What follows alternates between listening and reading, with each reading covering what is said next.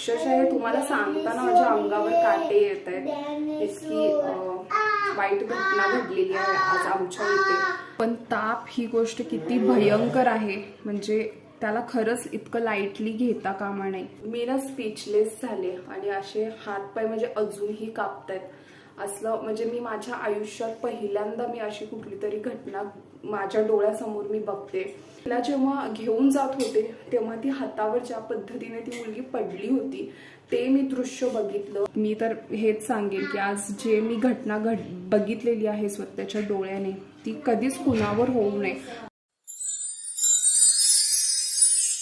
Hello नमस्कार, मी स्नेहा घाटके. माझ्या नवीन ब्लॉगमध्ये मी तुमचं मनापासून स्वागत करते. आता सकाळचे झालेले आहेत 8:15 आणि विहानला आता स्कूलला मी सोडून आले. आजपासून विहानचं स्कूल सुद्धा स्टार्ट झालेलं आहे.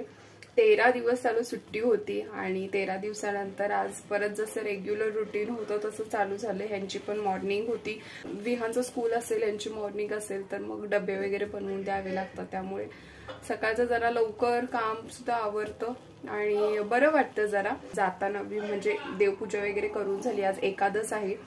विहानला स्कूलला सोडण्यापूर्वीच मग मी देवपूजा वगैरे आवरली आणि आज आहे एकादश माझी. त्यामुळे आज उपवास आहे. त्यामुळे आज मी डब्याला सुद्धा साबुदाणा खिचडीच दिलेली आहे. हे बोलले की मला सुद्धा दे. मी ह्यांना म्हटलं की तुम्ही सुद्धा उपवास करा तर करतो तरी म्हटलेत. आता बघूया कसं काय काय.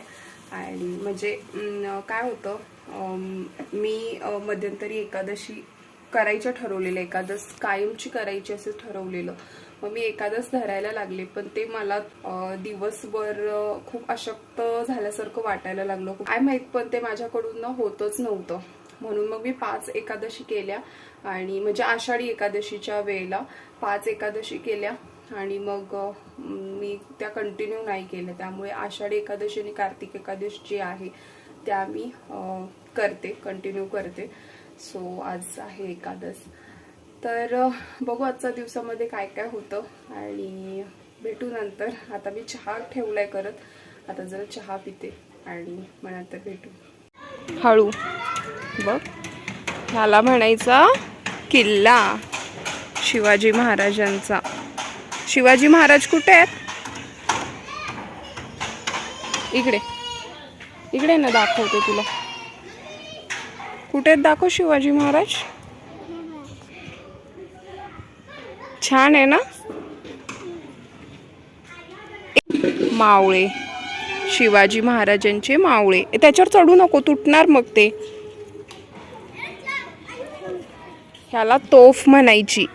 ह्याला म्हणायचं तोफ.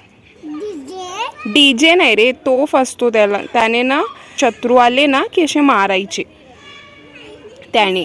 हा हा, हे सगळे मावळे आहेत आणि ते राजे. इथे मस्त असा किल्ला बनवलाय. मी विहानला दाखवत होते. त्याने कधी बघितल्या नाहीये या गोष्टी. गावी आमच्याकडे खूप असायचं दिवाळीला किल्ले बनवायला. माझा लहान भाऊ तर असला रमलेला असायचा. महिनाभर असे किल्ले बनवायचे, महिनाभर आधी दिवाळीच्या. सर विहानला मी दाखवत होते कसं कसं काय आणि सगळं समजावून सांगत होते. त्याला अप्रूप वाटते या गोष्टींचं. आणि हे बघा बघत बसलाय. छान आहे ना बाबू.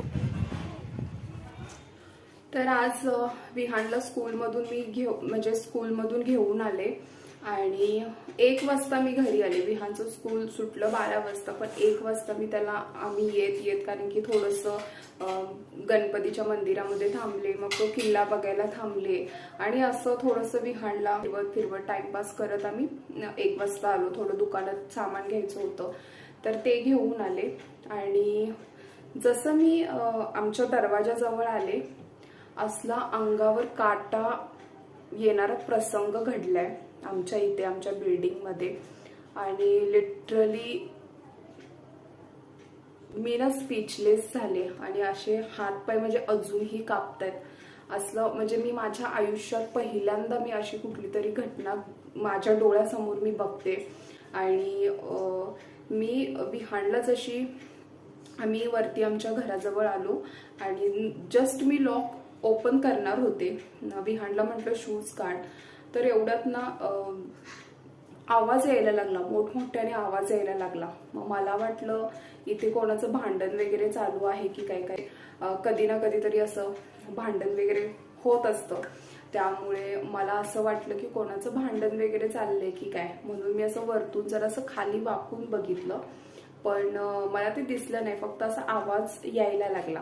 मग तिकडून रोडच्या साईडने पण अशा बायका येत होत्या, पळत येत होत्या.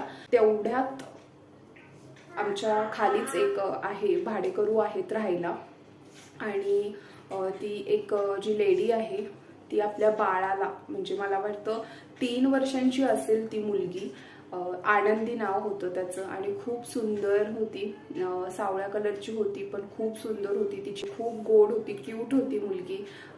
तर तिला ना अशी हातामध्ये घेऊन अशी मोठमोठ्याने ओरडत पळत आली.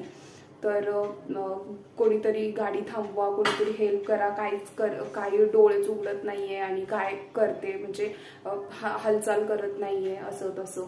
आणि तो जो सीन मी बघितला, तर मी माझ्या हातात वगैरे सामान विहान दारातच राहिला. मी सगळं तशीच बॅग वगैरे सगळं हातात घेऊन ना मी पण पळत गेले.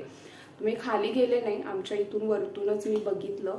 आणि ती मुलगी अशीच निश्चित पडली होती, हातावर पूर्ण अशी मान वगैरे तिची लटकली होती, आणि खूप रडत होती ती पूर्ण. आणि ते जेव्हा बघितलं ना, माझ्या पोटामध्ये असा भगभगा सुटला. मला माहित नाही मला काय अशी अवस्था झाली. आणि कोणीतरी मग गाडी थांबवली, कोणतरी होता बाईकवाला, तर त्याने गाडी थांबवली, आणि मग त्या मुलगीचा पप्पा घेऊन गेले गाडीवरती. आणि मग ती मुलगीची जी आई होती ती नंतर मग पाठीमागून चालत खालच्या बायकांसोबत ती गेली. सो इतकं भयंकर होतं ते. आणि माझं लक्षच लागेना. कसे आहेत इथे ना आजूबाजूच्या लोकांमध्ये, मी जिथे राहते ज्या मजल्यावर, तिथल्याच मजल्यावरच्या लोकांच्या मला ओळखी आहेत. म्हणजे खाली आमच्या ज्या खाली राहणाऱ्या जे लोक आहेत मला ओळख नाही. हा, येऊन जाऊन कधी तेवढंच हाय हॅलो केलं तर तेवढंच, नाही तर जास्त बोलणं वगैरे होत नाही. सो त्या मुलगीच्या आईसोबत पण जास्त असं बोलणं व्हायचं नाही, पण हा कधीतरी तेवढं नॉर्मली असं कधीतरी बोलणं व्हायचं, पण रेग्युलरली असं कधी बोलणं वगैरे होत नव्हतं. पण त्यांची मुलगी, म्हणजे सकाळचं इव्हन कचरावाला जो खाली आमच्या इथे येतो, तर ती मुलगीची आई जेव्हा ती कचरा टाकायला यायची, तिच्या पाठीमागून ती सुद्धा कचरा टाकायला यायची, म्हणजे मुलगी का तिच्या पाठीमागून जायची. सो त्या मुलगीचा चेहरा तसाच. किंवा आमच्या इथे सुद्धा ती मुलगी खेळायला यायची, खूप छोटी, 3 वर्षाची पण आहे की नाही माहित नाही, की त्यापेक्षा पण लहान आहे ती, पण अंदाजे 3 वर्षाची असेल असं वाटतंय मला, विहारपेक्षा तर लहान आहे. तर समजलं की तिला ताप आलेला. सो तापामुळे असं झालं असेल असं वाटलं असेल, कारण की ताप जेव्हा जास्त 100च्या वरती जातो मुलांना, इव्हन आपल्याला सुद्धा जर 100च्या वरती ताप केला तर आपण किती वीक होतो, काहीच सुधरत नाही. लहान मुलं आहेत तर त्यांची काय अवस्था होते, कारण की गेल्या वर्षी विहान खूप आजारी पडायचा, आणि विहानला सुद्धा 100च्या वरती ताप असायचा. त्यामुळे मला माहिती आहे तो ताप कसा असतो, काय असतो. मी खूप रात्रभर विहानला पाण्याच्या पट्ट्या डोक्यावर ठेवून बसवायची, आणि डॉक्टरांकडे वगैरे जाणं असायचं. अँटीबायोटिक द्यायचे, अँटीबायोटिकने जर ताप कमी आला नाही तर एक दुसरी छोटी बॉटल असायची ती द्यायची. पण विहानला आम्ही खरंच खूप ना भीती वाटायची आम्हाला. विहानचे पप्पा तर खूप घाबरट आहेत, तर मी थोडंसं कुठेतरी तिथे ना धाडस दाखवायची. मला आतमधून खूप भीती वाटायची, पण मी माझं धाडस दाखवायची, कारण की जर मी पण घाबरले तर मग कोण एकमेकांना सावरणार. काही विहान आजारी पडल्यानंतर आम्हाला काहीच सुचत नाही, म्हणजे प्रत्येकाचंच आहे. आपली मुलं जेव्हा आजारी पडतात तेव्हा आपल्याला काहीच सुधरत नाही, सुचत नाही. सो तिला पण 2-3 दिवस काहीतरी ताप होता, आणि त्या तापाच्या भरामध्ये असं वाटलं की डोक्यात वगैरे ताप शिरलाच आहे. असं बोलतात ना, डोक्यात ताप गेला की होतं, म्हणजे डोळे पांढरे करून पडणं, असह्य होतात त्या गोष्टी. ठीक आहे, आता दवाखान्याला नेले तर होईल कमी असं वाटलं. आणि आज आहे एकादश, तर मी जस्ट दरवाजा उघडला आणि घरात आले. श्रीकृष्णांकडे एकच प्रार्थना केली की त्या मुलगीचा ताप कमी होऊ दे आणि बरी कर, कारण की ते मी बघितलं ना, मला खूप असं कळवळून आला माझा जीव. आणि एक माझा पण लहान मुलगा आहे, त्यामुळे त्या गोष्टी असं इमॅजिन सुद्धा करवत नाहीत. तर आज पूर्ण दिवस मी बाहेरच, माझं लक्षच लागेना घरामध्ये, अजिबातच लक्ष लागेना.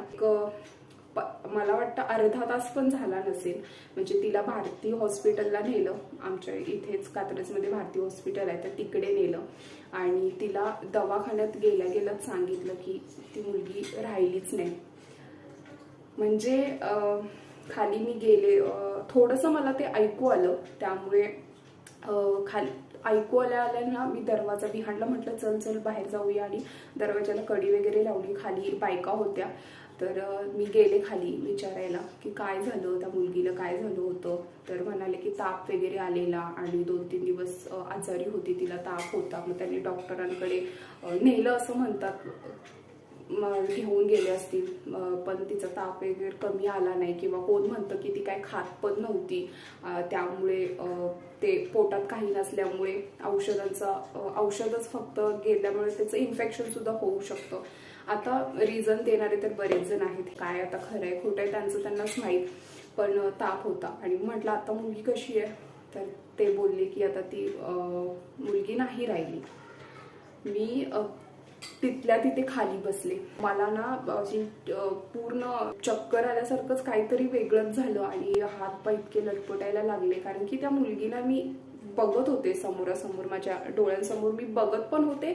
आणि बस ते पण राहू दे, पण तिला जेव्हा घेऊन जात होते तेव्हा ती हातावर ज्या पद्धतीने ती मुलगी पडली होती ते मी दृश्य बघितलं आणि मी तोंडावरच हात लावला आणि ना मी तिथल्या तिथे खाली बसले. मला इतकं असह्य झालं ते. मला छोटीशी मुलगी होती, खूप म्हणजे खूप वाईट झालं. आणि तिच्या आईची आता काय अवस्था झाली असेल, म्हणजे ती इथेच इतकी ती रडत होती आणि तिला चालायला येईना, हात वगैरे असे आपटून घेत होती की आता काय करू, आता कसं होणार, काय होणार, असं खूप जोर. कदाचित त्यांना समजलंही असेल, माहीत नाही, मे बी असं वाटलं असेल की बेशुद्ध वगैरे पडले की काय, किंवा इतकं जोरात रडत होते, घाबरलो होते. तर खूप भयंकर घटना घडलेली आणि माझ्या आयुष्यात मी पहिल्यांदा असं काहीतरी बघते. छोट्या मुलीचं अशी डेथ जे आहे ती मी पहिल्यांदा बघते. म्हणजे आता ते दवाखान्यातच आहे, अजून तिला सोडलं नाहीये. इथे घेऊन येतात की नाही माहीत नाही, बघू ते नंतर, मग मी सांगेन तुम्हाला जे काही असेल ते. तर त्या मुलगीची आत्या वगैरे काहीतरी आले होते आणि त्यांना लॉक ओपन होत नव्हतं. सो त्यांनी मला वरतून आवाज दिला. म्हणजे ते त्यांना घर माहीत नव्हतं काय ते म्हणत होते कोणतं घर आहे. म्हणाले की आम्हाला लॉक ओपन होत नाही, तर तुम्ही खाली येऊन जरा लॉक ओपन करून देता का. मग मी गेले, त्यांना ते लॉक ओपन करून दिलं. सो त्यांच्या घरातला तो बघितला की त्या मुलीचं जे हंतरून होतं तिथे घातलेलं, तिला झोपवलं वगैरे असेल, किंवा असं साडीचा झोपाळा बांधलेला होता. झोपाळा होता की नाही माहिती, पण असं साडीचा असं झोपाळा बांधल्यासारखा वाटला मला, तो पण असा तुटून पडलेला खाली. ते बघून तर मला ना जास्तच त्रास व्हायला लागला. म्हणजे तिथे आमच्या बरोबर आमच्या शेजारच्या अजून एक होत्या, त्या पण आलेल्या आणि मी म्हटलं की माझे हातपाय कापतायत, मला नाही. त्या म्हणाले तुम्ही घरात वगैरे जाऊ नका, तुम्हाला भीती वाटते तर. मी म्हटलं नाही. मग मी विहांडला घेऊन आले वरती. सो मला खूप भीती वाटते या गोष्टींची आणि सहन होत नाही मला. खूप असं लहान बाळ, एक लहान लेकरू असं जातं एखाद्या डोळ्यासमोर, आई वडिलांच्या डोळ्यासमोर, मग ते एक निमित्त आहे तापाचं. खूप भयंकर आहे हे. आणि एक मोठा मुलगा सुद्धा आहे, मला वाटतं 6-7 वर्षांचा असेल किंवा 5-6 वर्षांचा असेल, आणि ही 2 नंबरची मुलगी होती. तर किती आईसाठी, आई वडिलांसाठी हा किती वाईट क्षण असतो. म्हणजे सगळ्यात बेकार हा क्षण आहे की आई जेव्हा आपल्या मुलाचा मृत्यू असं डोळ्यासमोर बघते, ते पण अशा छोट्याशा लेकराचा. खूप म्हणजे न सांगण्या पलीकडचं दुःख आहे हे जे आज घडलेलं आहे. आणि ती मुलगी ना तशीच माझ्या डोळ्यासमोर दिसतीये. पूर्ण म्हणजे हालचालच नव्हती तिची आणि अशीच निपचत पडलेली ती. सो तिच्या आईचा तो आक्रोश तसाच मला डोळ्यासमोर येतोय. आणि आमच्या इथल्या शेजारच्या पण काही बायका वगैरे आहेत, त्या गेल्यात दवाखान्याला. त्यांना सुद्धा मी 2-3 वेळा फोन केला की कसं काय. तर त्या म्हणत होत्या की खूप आईला तिच्या आईचा त्रास बघून सोडून येऊ वाटत नाहीये. सो त्या तिथे थांबलेल्या आहेत आणि असं म्हणतायत की घेऊन येणार आहेत. म्हणजे ते बहुतेक सोलापूर साईडकडचे आहेत वाटतं, पण असं म्हणतायत की ते इथे घेऊन येणार आहेत. आणि इथले ना प्रत्येक जण त्या सकाळपासून बघते, म्हणजे 1 वाजता ही घटना घडली. 1 वाजल्यापासून ना सगळे लोक असे बाहेर आहेत किंवा बायका ज्या आहेत त्या सतत अशा फेऱ्या मारतायत की कधी घेऊन येतील आणि कसं काय, म्हणजे असं ना जीवाची घालमेल करून घेत आहेत प्रत्येक जण. खूप लहान बाळ असं एखादं जाणं, जे लोक त्यांना तिला खेळताना बघत होते, आईच्या सोबत दुकानला वगैरे जायची, सगळ्या म्हणजे प्रत्येक गोष्टी सोबत आई सोबत असायची, सगळं त्यांनी लोकांनी डोळ्यासमोर बघितलेलं आहे. त्यामुळे प्रत्येकाच्या अशी जीवाची घालमेल होती आणि आता वाट बघतायत की कधी घेऊन येतील, काय होतील माहित नाही, घेऊन येणार आहेत की नाही, पण असं म्हणतायत की येणार आहेत. सो बघूया. आज अजिबातच मूड नाहीये. असं कुणाच्याही बाबतीत होऊ नये, कुठल्या आईच्या बाबतीत तर असं होऊ नये. आईसाठी मी म्हणेन की काय, जिवंत राहून पण मेलेलं बरं, अशी अवस्था एका आईची होते जेव्हा आपले लेकरू तिच्या डोळ्यासमोर जातं. अक्षरशः हे तुम्हाला सांगताना माझ्या अंगावर काटे येत आहेत. इतकी वाईट घटना घडलेली आहे आज आमच्या इथे. पण ताप ही गोष्ट किती भयंकर आहे, म्हणजे त्याला खरंच इतकं लाईटली घेता कामा नये. आपल्याला जरी असं झालं तर कसं होतं, लहान मुलांचं तर काहीच समजून येत नाही. त्यामुळे अशा वेळी जेव्हा जेव्हा मुलांना ताप येतो ना, अजिबात त्यांच्याकडे दुर्लक्ष करून चालत नाही. सो मी तर हेच सांगेन की आज जे मी घटना बघितलेली आहे स्वतःच्या डोळ्याने, ती कधीच कुणावर होऊ नये आणि ती कधीच कुणाच्या बाबतीत असं घडू नये. त्यामुळे जेव्हा जेव्हा आपल्या मुलं आजारी असतात ना, तेव्हा त्यांच्याकडे खूप एक्स्ट्रा केअर खूप महत्त्वाची आहे. तेव्हा आपली कामं बाजूला ठेवून, सगळ्या गोष्टी बाजूला ठेवून त्यांना वेळ देणं, त्यांच्याकडे लक्ष देणं, व्यवस्थित जेवण घालणं हे सगळ्यात महत्त्वाचं आहे. कारण की आपण जेव्हा डॉक्टरांकडे जातो तेव्हा इवन ते सुद्धा सांगतात की जेवण झाल्यानंतर गोळ्या खायच्या. आणि जेव्हा ताप येतो त्यामुळे आपण एक मोठी माणसं जबरदस्तीने खायला तर होतच नाही, कडू जेवण लागतं किंवा इतका विकनेस असतो, जेवणाला चव लागत नाही, त्यामुळे आपण जबरदस्ती खाऊ. पण लहान मुलं अजिबात खायला बघत नाही. त्यामुळे त्यांना फोर्स करून तरी लाडीगोडी लावून त्यांना 4 घास भरवूनच मुलांना औषधं देणं सुद्धा तितकीच महत्त्वाची आहेत. नाहीतर खूप रिस्की असू शकतात ह्या गोष्टी. ह्या मला आज जास्त रिअलाइज झालेल्या आहेत. महत्त्वाचं आहे मुलांना वेळेवर औषधं देणं. एक्स्ट्रा डोस हा सुद्धा मुलांसाठी खूप घातक असतो आणि औषधांमध्ये योग्य ते अंतर असणं सुद्धा खूप महत्त्वाचं आहे. इवन आपण मुलांना जेव्हा औषधं घालतो त्याच्यामध्ये 6 तासाचा अंतर हा पाहिजेच पाहिजे. तापाचं औषध घालताना तरी पाहिजेच पाहिजे. आम्ही विहानला जरी कुठलंही औषध मी घालायला म्हणजे घालते तेव्हा 6 तासाचा अंतर मी ठेवते. 6 तासानंतर मग मी औषधं घालते. सो हा डिस्टन्स सुद्धा खूप महत्त्वाचा आहे. आणि मुलांना जरी काहीच खात नसतील तर त्यांना लाडीगोडी लावून थोडंसं फिकं जेवण, जे अजिबात तिखट नसेल पण थोडंसं चवदार किंवा सूप म्हणा, ते सुद्धा जरी पिलं, ते म्हणजे 4 घास जेवणाचे पोटात गेले तर त्यानंतर मुलांना औषध दिली पाहिजेत. तर ही गोष्ट सुद्धा ना सगळ्यांनी लक्षात ठेवली पाहिजे. आणि मुलांकडे लक्ष देणं खूप महत्त्वाचे आहेत. आज ती आहेत तर आपण आहोत. घरात जर छोटी मुलं असतील तर त्याच्यापेक्षा मोठी अशी कुठलीच गोष्ट आपल्यासाठी असू शकत नाही. आणि अशा वेळी ना मुलांना जेव्हा जेव्हा मुलं आजारपणात, इवन इतरही वेळी त्यांना आपली गरज असते, तर आजारपणात ना मुलांकडे लक्ष देणं, मुलांना आपली जास्त गरज असते, त्यांना एक्स्ट्रा केअर देणं हे खूप महत्त्वाचं आहे. सो तुम्ही सुद्धा नक्की मुलं आजारी पडत असतील तर तेव्हा प्लीज तुम्ही काळजी घ्या मुलांची. आणि तुमची कितीही महत्त्वाची कामं असू दे ती बाजूला ठेवून मुलांकडे लक्ष देणं महत्त्वाचं आहे. आणि जसं मी औषधांचं सांगितलं त्या गोष्टींकडे पण नक्की लक्ष द्या. सो आज बऱ्याच गोष्टी रिअलाइज झालेल्या आहेत विहानला ताप आला की खूप भीती वाटायची. आधी गेल्या वर्षी तर विहान सतत आजारी पडायचा. ह्या वर्षी जसं आम्ही कुलदैवताला विहानला घेऊन गेलेलो आहोत, विहानचा जन्म झाल्यापासून आम्ही त्याला कुलदैवताला घेऊन गेलो नव्हतो, पण जसं कुलदैवताला आम्ही त्याला घेऊन गेलो, ह्या वर्षी त्याचं दुखणंच हटलेलं आहे. 1-2 वेळा ह्या वर्षी तो आजारी पडल्यानंतर अजिबात तो आजारी पडलेला नाही, पण गेल्या वर्षी आजाराचं प्रमाण त्याचं खूप होतं आणि मला खूप भीती वाटायची. त्याला ताप आला की भीती वाटायची. इतर बाकी मग सर्दी खोकला मला काही वाटायचं नाही, पण ताप आला ना मला भयंकर भीती वाटायची. पण तापामध्ये त्याची काळजी सुद्धा तितकीच आम्ही घ्यायचो त्याची. आणि जसं औषधाचं अंतर म्हणा, त्या गोष्टींमध्ये, जेवणाच्या बाबतीमध्ये, या सगळ्या गोष्टी मी विहानच्या बाबतीत करायची. म्हणजे इवन आपण करतो. कधीतरी काही लोक ना या गोष्टी खूप लाईटली घेतात. तसं न करता जसं मी सांगितलं त्या गोष्टींकडे लक्ष दिलं पाहिजे.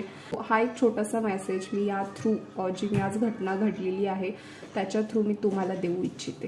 तर आजचा व्लॉग मी इथेच एंड करते. हे पण आले, त्यांना काहीच माहीत नव्हतं. मी आल्यानंतर सगळं सांगितलं आणि त्यांना पण आता शॉक बसलाय.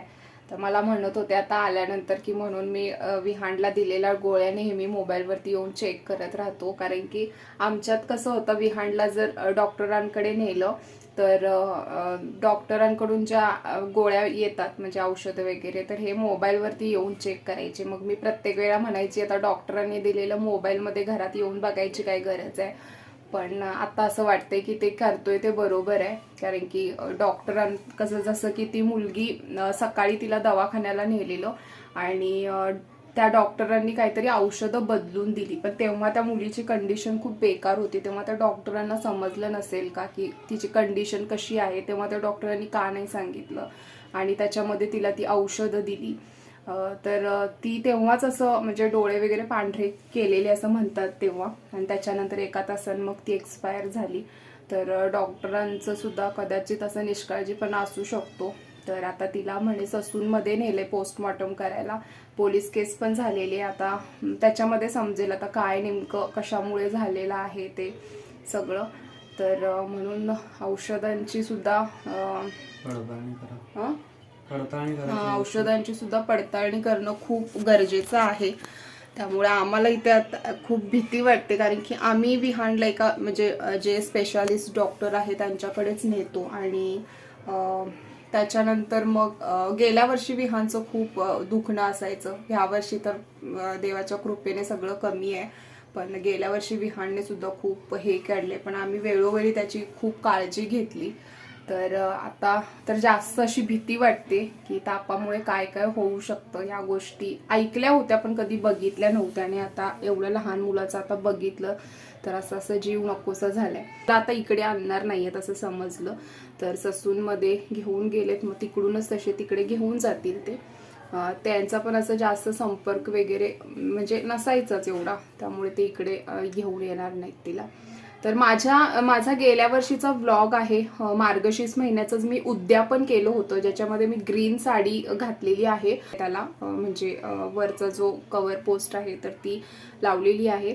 त्याच्यामध्ये 5 मिनिटं 8 सेकंद झाले की तिची मम्मी आणि ती मुलगी जी छोटी आता एक्सपायर झाली ती तुम्हाला दिसेल. त्यामध्ये आहे मी तिला त्यांना बोलवलेलं. सो एक माझ्याकडे एक ती अशी आठवण राहिली आणि मला ते असं क्लिक झालं की आम्ही गेल्या वर्षी बोलवलेलं तिला, आणि मग मी तो आता व्हिडिओ जस्ट बघितला आणि ह्यांनी तर तिला म्हणजे बघितलं नव्हतं, मग मी आता दाखवत होते. सो तो एक आठवण राहिली माझ्याकडे ब्लॉगच्या निमित्ताने.